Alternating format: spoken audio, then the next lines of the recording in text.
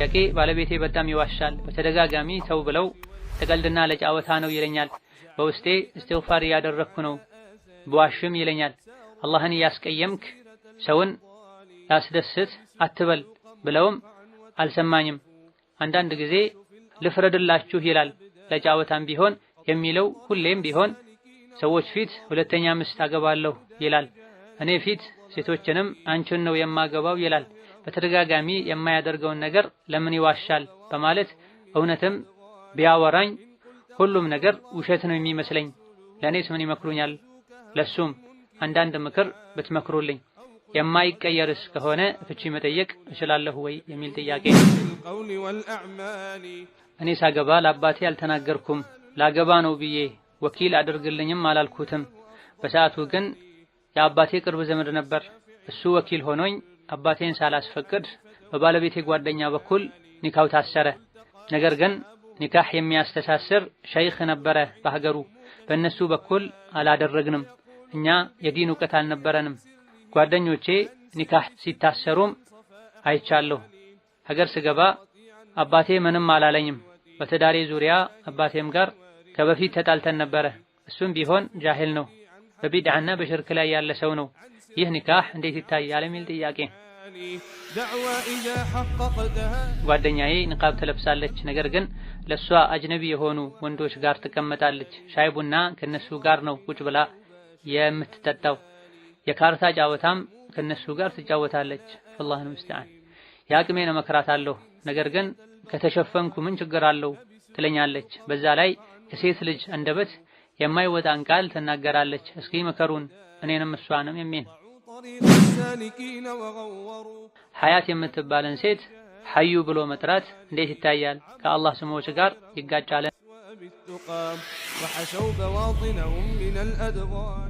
ወሊ የአላህና የሸይጣን እንደሚባል አውቃለሁ።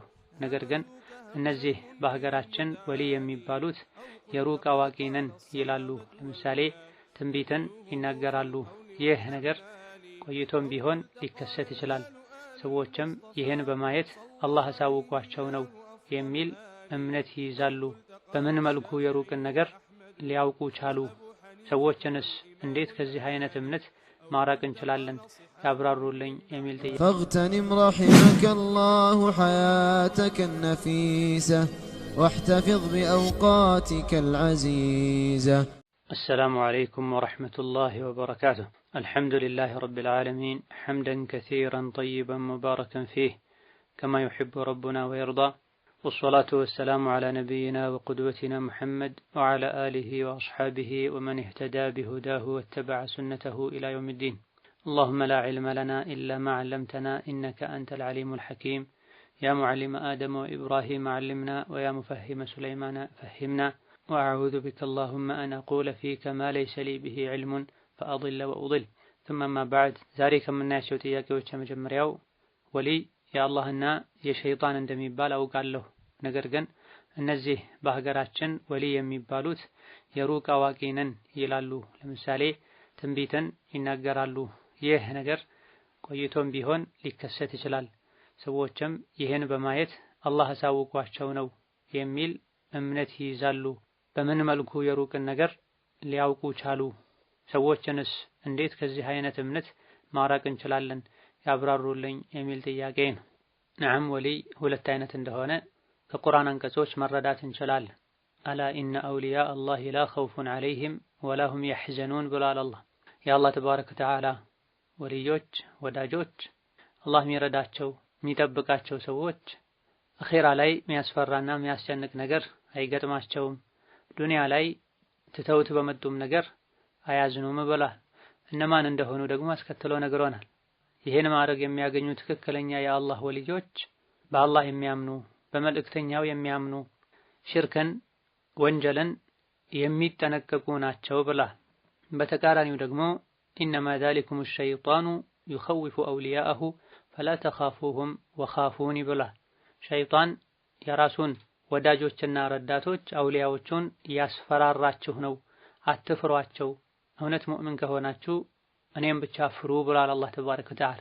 የሸይጣን ወልዮች ከአላህ መንገድ የራቁ ሰውን ከአላህ መንገድ የሚያርቁ አላህን የማይፈሩ በቁርአን በነቢ የማያምኑ መመሪያቸውን የማይከተሉ ናቸው። የአላህ ትክክለኛ ወልዮች ወልይ ነኝ ብለው ራሳቸውን ከፍ ከፍ አያደርጉም። ይልቅ ራሳቸውን ይደብቃሉ፣ ይተናነሳሉ። የአንድ ሰው ትክክለኛ ወልይነት የሚታወቀው አላህን ተባረከ ወተዓላ በመፍራት ነው፣ ሱናን በመከተል። ትክክለኛ ወልይ የሆነ ሰው ሰዎች እሱ ላይ ድንበር ሲያልፉ ዝም አይልም።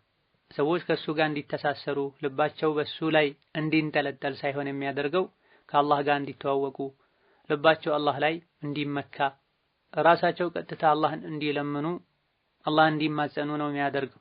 የሩቅን የሚያውቁ ደግሞ ከአላህ ውጪ ማንም የለም።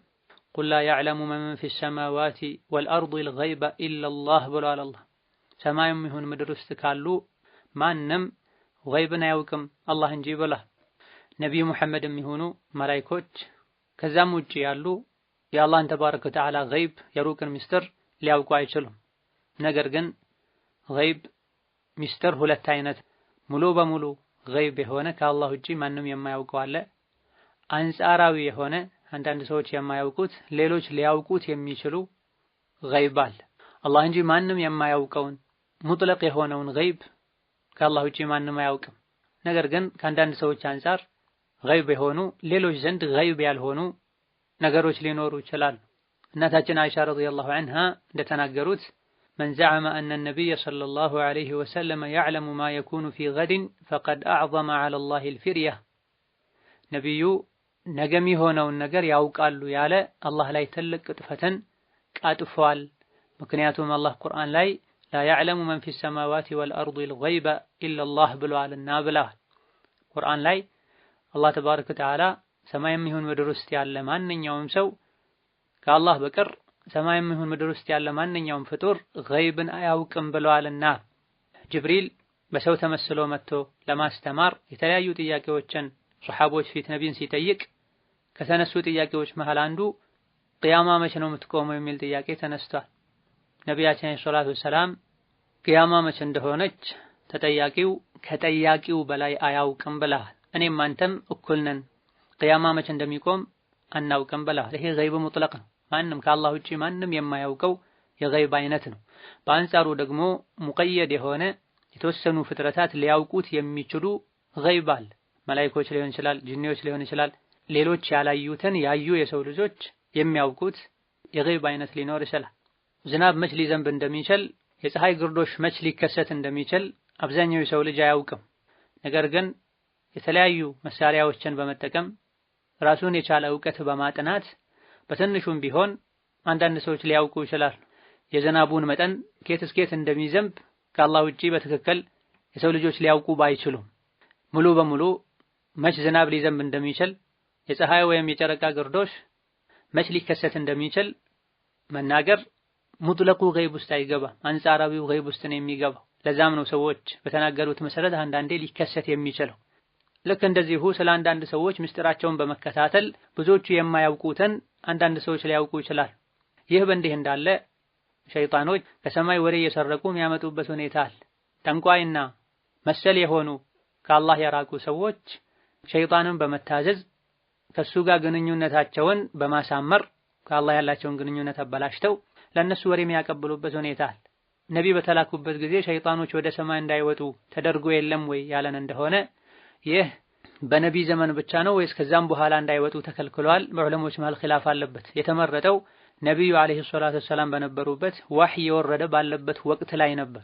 ከዛ በኋላ ግን ልክ ከዛ በፊት እንደነበረው ሸይጣኖች ወደ ሰማይ የወጡ ወሬ መስረቅ የሚችሉበት ሁኔታ አለና ሸይጣን ያላቸውን ካደረጉለት አንዳንድ ወሬ ከሰማይ የጠለፈ አምጥቶ ሊያቀብላቸው እንደሚችል፣ አንዲትን እውነት ስለተናገሩ 99 ውሸት ጨምረው ተናግረው ሰዎች በዚህ እንደሚያምኗቸው ተነግሯል። ስለዚህ ነገሮች ሊቀላቀሉብንና ቁርአን ላይ በግልጽ የተነገሩ ነገሮች ላይ ጥርጣሬ ሊገባን በጭራሽ አይገባም። ሙጥለቅ የሆነውን ገይብ ከአላህ ውጪ ማንም አያውቅም።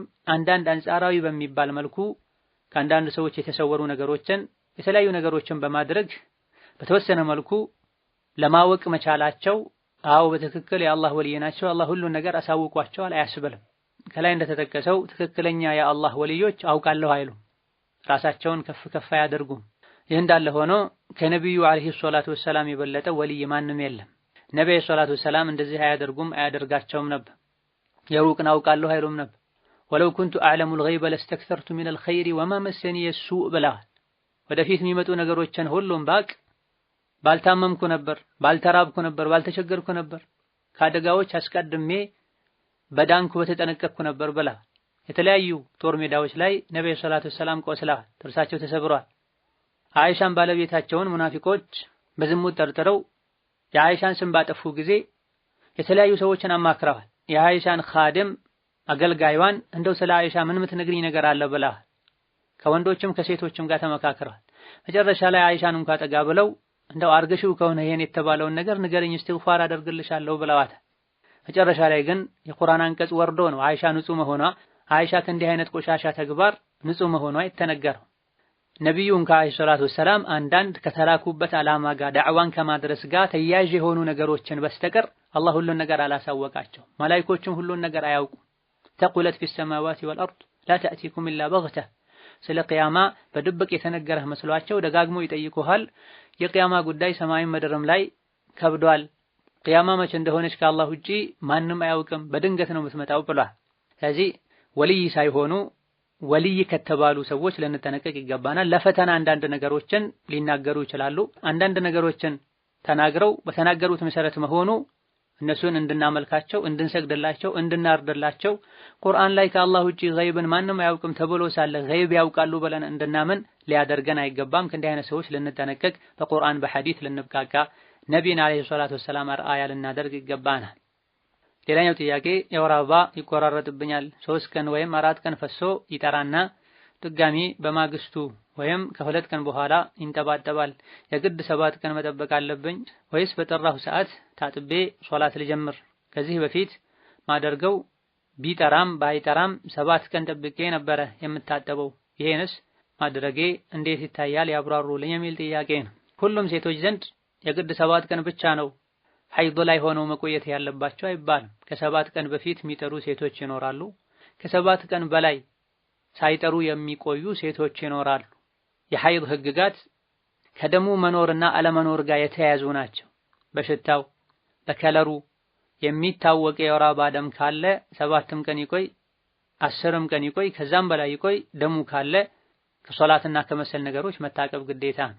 ከዛ በኋላ ደሙ ከቆመ ደሙ የወር አበባ ደም ሲቆም በተለምዶ ሴቶች የሚያዩዋቸው ምልክቶች አሉ። ራሱን የቻለ የመቆም ምልክት የሆነ ፈሳሽ አለ። ያን ፈሳሽ በማየት አሊያ ደግሞ በድርቀት መጥራቷን ካረጋገጠች ታጥባ መስገድ ትችላለች። የመጥራት ምልክቶች ካልታዩ ሙሉ በሙሉ እስኪጠሩ ድረስ መጠበቅ ነው። የመቆራረጡ ችግር ከጊዜ በኋላ ከሆነ የመጣው ከህመም ጋር ከማህፀን ከወሊድ ችግር ጋር የተያያዘ ሊሆን ነውና የሚችለው የጤና ባለሙያዎችን ማማከሩ የተሻለ ይሆናል። በጥቅሉ ግን ትክክለኛ የወር አበባ ደምን መስፈርት የያዘ ደም ሲታይ ሶላት መቆም አለበት። ከጠሩ የመጥራትን ምልክት ካዩ ታጥቦ መስገድ። በዚህ መሃል ደም ከመጣ በትክክል የወር አበባ ደም ከሆነ ሶላትና መሰል ነገሮች ይቆማሉ። የወር አበባ ደምን ምልክት ካልያዘ የበሽታ ደም ተደርጎ ተቆጥሮ ሶላትና መሰል ነገሮችን መቀጠል ይቻላል። ሌላኛው ጥያቄ እኔ የማህፀን ችግር አለብኝ፣ ከወር እስከ ወር ያለማቋረጥ ደም ይወርደኛል። የተኛው ሐይድ የተኛው ኢስቲሃዳ መሆኑን መለየት አልቻልኩም። በከለርም በሽታም መለየት አልችልም። ስለዚህ በየሶላቱ እየቀየርኩና ውዱእ እያደረግኩ ነው የምሰግደው። ይህ እንዴት ይታያል ቢያብራሩልኝ የሚል ጥያቄ ነው። ይህ ችግር ከመከሰቱ በፊት ለ6 ቀን ለ7 ቀን ለ5 ቀን የወር አበባ ደም ይወርድባቸው የነበሩ ቀኖችን የወሩ መጀመሪያ ላይ ሊሆን ይችላል፣ የወሩ መሃል ላይ ሊሆን ይችላል፣ የወሩ መጨረሻ ላይ ሊሆን ይችላል፣ የወር አበባ የሚወርድባቸው ቀኖች ናቸው ብለው በማሰብ ከዛ ውጪ ባለ ቀን የሚወርደውን ደም የበሽታ ደም ነው በማለት መለየት ይቻላል። የወር አበባ ደም ከሌሎች በሚቀላቀልበት ጊዜ ወይም በሽታና በከለሩ መለየት ይቻላል። አሊያ ደግሞ ይህ ችግር ከመከሰቱ በፊት የወር አበባ ደም ይወርድበት የነበረውን ቀን ለይቶ በማወቅ መለየት ይቻላል። ይህ ካልሆነ ሙሉ በሙሉ ያለማቋረጥ ደም ይወርድ ከሆነ ከዛ በፊት ቋሚ የሆነ የሚያውቁት የወር አበባ ደም ቀናቶች ከሌሉ አብዛኛውን ጊዜ ሴቶች በወር 7 ቀን ነውና ሐይድ የሚፈሳቸው በወር ውስጥ 7 ቀን የሐይድ ቀን ነው በማለት ሌላውን መስገድ ይቻላል።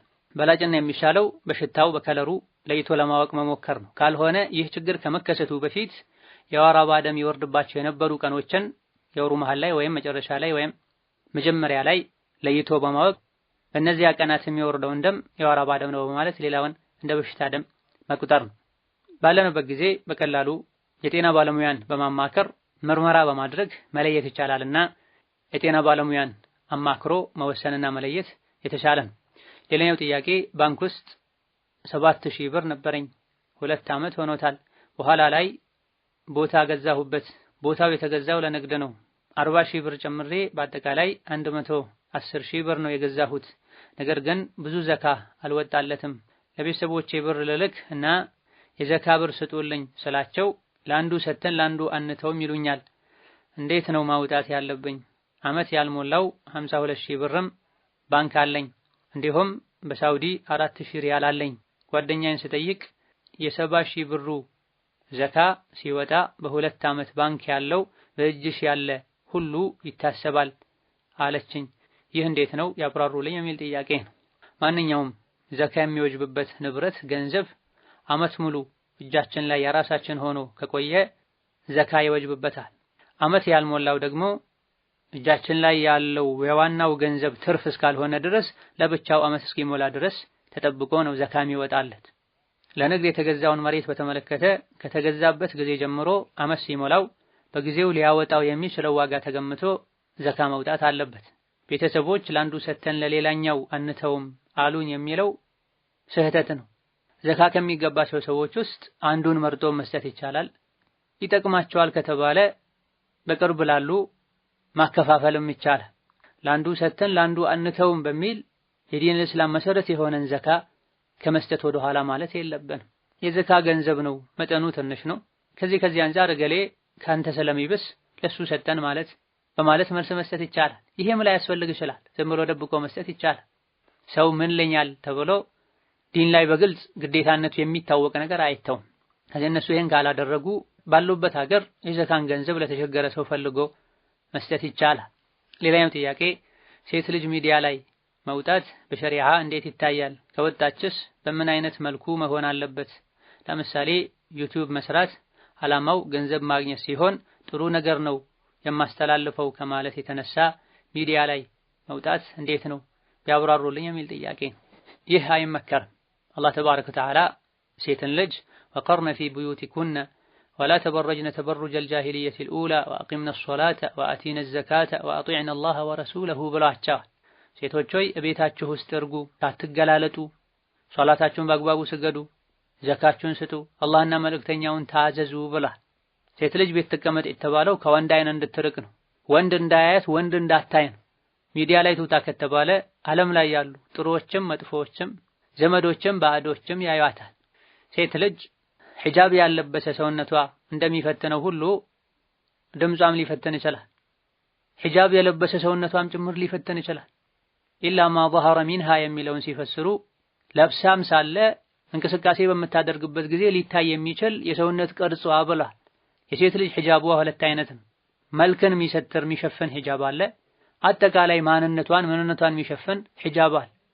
መልክ መሸፈኛው ሒጃብ የጨርቅ ሒጃብ ነው። ራስን ምንነቷን የሚሸፈንበት ደግሞ የቤት ሒጃብ ነው። ሁለቱንም ሒጃቦች ልታደርግ ይገባታል። ወቀርነ ፊ ቡዩቲኩን የሚለው ራሷን የምትሰትርበት ሒጃቧ ነው። ቤት ቁጭ በይ። ለሶላት እንኳ መስጂድ ከመሄድ ያውም የነብዩ መስጂድ ሄዶ ከመስገድ ቤቷ ውስጥ መስገድ እንደሚሻል ነብዩ ሰለላሁ ዐለይሂ ወሰለም ተናግረዋል። ይህ የሆነው የሴት ልጅ መውጣት ከወንድ ጋር መገናኘት መታየት ፈተናው የከፋ ስለሆነ ነው። ቡኻሪና ሙስሊም በዘገቡት ሐዲስ ማ ተረክቱ ባዕዲ ፊትነተን አضر على الرجال من النساء ብለዋል ነብዩ ሰለላሁ ዐለይሂ ወሰለም።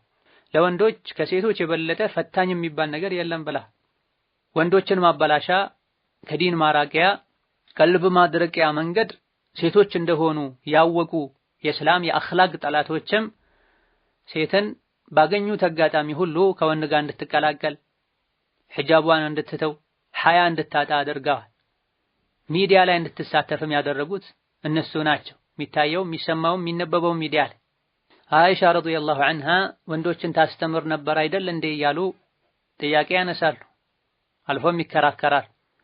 አይሻ ረዲየላሁ ዐንሃ ወንዶች መሃል በወንበር ላይ ቁጭ ብላ አልነበረም ታስተምር የነበረው። እቤቷ ቁጭ ብላ አንዳንድ ሱሐቦች የመጡ ነበር ፈትዋ የሚጠይቁት ያልገባቸውን እነሱ ማያውቁትን ከነቢ ቅርብ ከመሆኑ አንፃር የምታውቀውን ነበር የሚጠይቁት እንጂ ለወንዶችም ይሁን ለሴቶች ቋሚ ፕሮግራም ይዛ የሄደች የወጣች ነበር የምታስተምር። ነዓም ሴት ልጅ ባለችበት ቤቷ ውስጥ ሆና የሴቶች መስጂድ ውስጥ ሆና የሴቶች መድረሳ ላይ ሆና ያውም ይሄም ሳይበዛ ሴቶችን ልታስተምር ትችላለች። አማ ወንዱም ሴቱም ካፊሩም ፋጅሩም የሚያየው ሚዲያ ላይ ወጣ ሒጃቧን እንኳን አድርጋ ቢሆን ልታስተምር አይገባም። ይህ የወንዶች ስራ ነው። አላህ ተባረከ ወተዓላ የሴት ነብይ ያላከበት አንዱ ምክንያትም ይሄ ነው። ዲናችን ማንኛውም ፊትና የሚያመጣን ነገር በሩን እንድንዘጋ አስቀድሞ አዘውናል።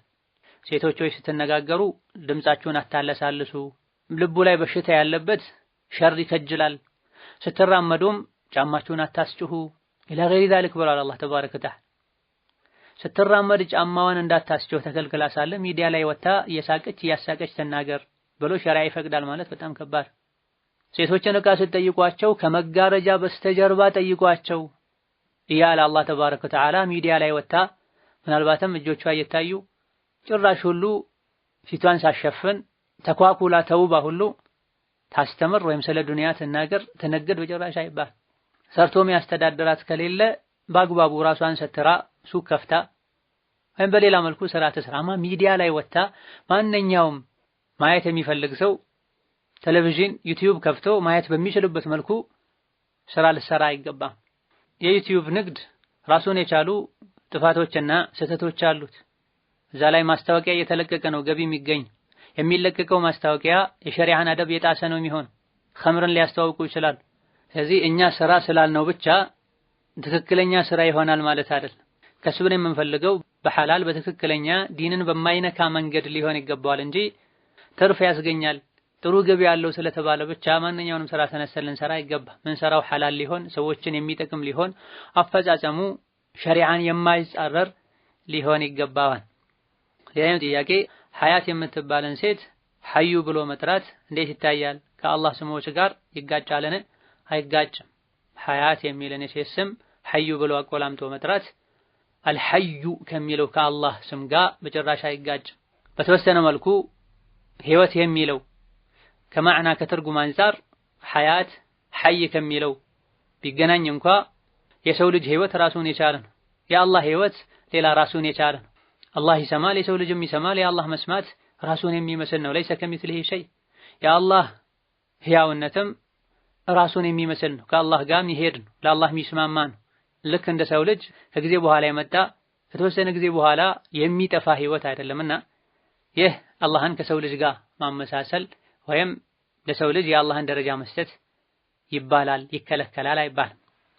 ሌላኛው ጥያቄ ጓደኛዬ ንቃብ ትለብሳለች፣ ነገር ግን ለሷ አጅነቢ የሆኑ ወንዶች ጋር ትቀመጣለች። ሻይ ቡና ከነሱ ጋር ነው ቁጭ ብላ የምትጠጣው። የካርታ ጨዋታም ከነሱ ጋር ትጫወታለች። ፈላህ ሙስተዓን። የአቅሜን እመክራታለሁ፣ ነገር ግን ከተሸፈንኩ ምን ችግር አለው ትለኛለች። በዛ ላይ ከሴት ልጅ አንደበት የማይወጣን ቃል ትናገራለች። እስኪ መከሩን እኔንም እሷንም የሚን አላህ ተባረከ ወተዓላ ጥሩና መጥፎን ለይተን የምናውቅበት እውቀት ይስጠን፣ አቅል ልብ ይስጠን። የሒጃብ ዓላማው ከወንድ መራቅ ነው።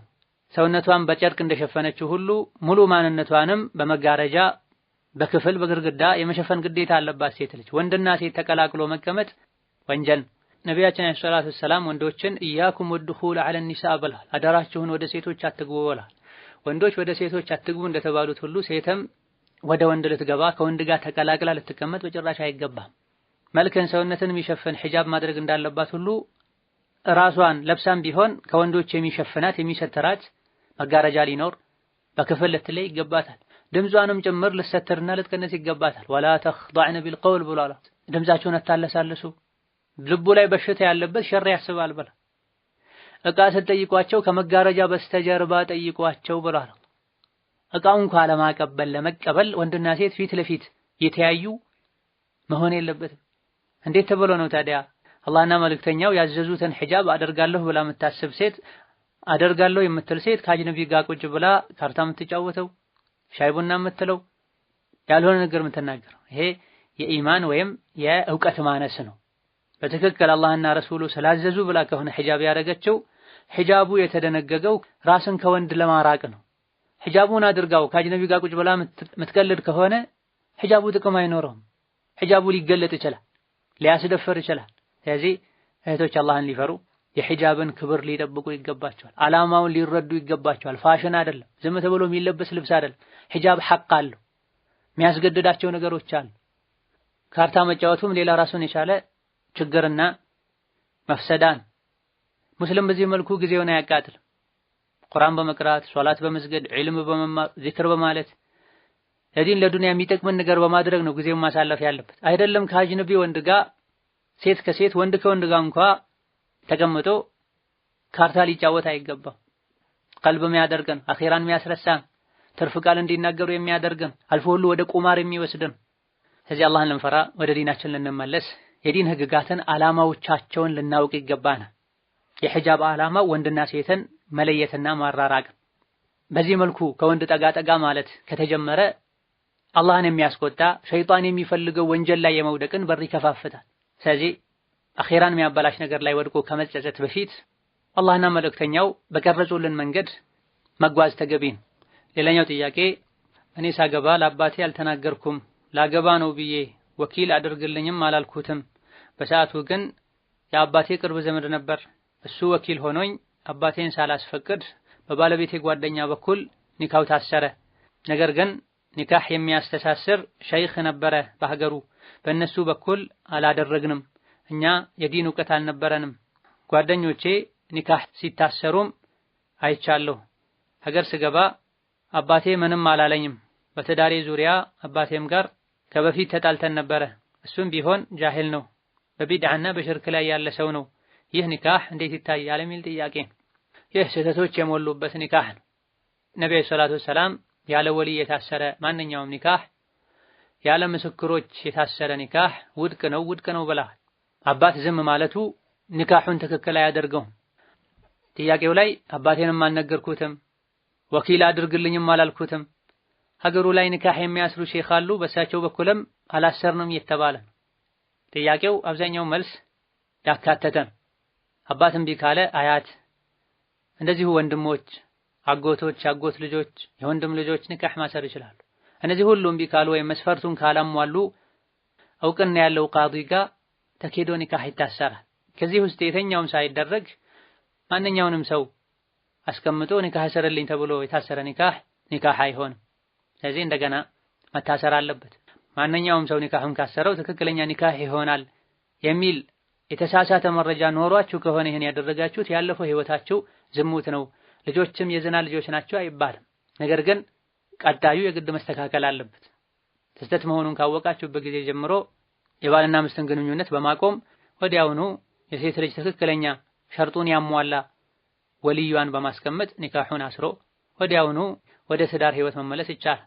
ሌላኛው ጥያቄ ባለቤቴ በጣም ይዋሻል። በተደጋጋሚ ተው ብለው ለቀልድና ለጫወታ ነው ይለኛል። በውስጤ እስትግፋር እያደረኩ ነው፣ በዋሽም ይለኛል። አላህን እያስቀየምክ ሰውን ላስደስት አትበል ብለውም አልሰማኝም። አንዳንድ ጊዜ ልፍረድላችሁ ይላል። ለጫወታም ቢሆን የሚለው ሁሌም ቢሆን ሰዎች ፊት ሁለተኛ ሚስት አገባለሁ ይላል። እኔ ፊት ሴቶችንም አንቺን ነው የማገባው ይላል። በተደጋጋሚ የማያደርገውን ነገር ለምን ይዋሻል በማለት እውነትም ቢያወራኝ ሁሉም ነገር ውሸት ነው የሚመስለኝ። ለኔስ ምን ይመክሩኛል? ለሱም አንዳንድ ምክር ብትመክሩልኝ። የማይቀየርስ ከሆነ ፍቺ መጠየቅ እችላለሁ ወይ የሚል ጥያቄ። ነቢያችን አለይሂ ሰላቱ ወሰላም ሚን ሑስኒ ኢስላሚል መርኢ ተርኩሁ ማ ላ ያዕኒህ ብለዋል።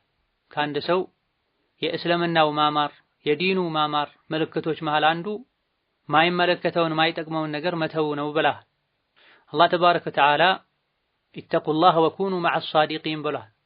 እናንተ አማኞች ሆይ አላህን ፍሩ ከእውነተኞች ሁኑ ብለዋል። ለቀልድ እንኳ ቢሆን አላህ ተባረከ ወተዓላ ውሸትን አልፈቀደም ብለዋል ሷሐቦች።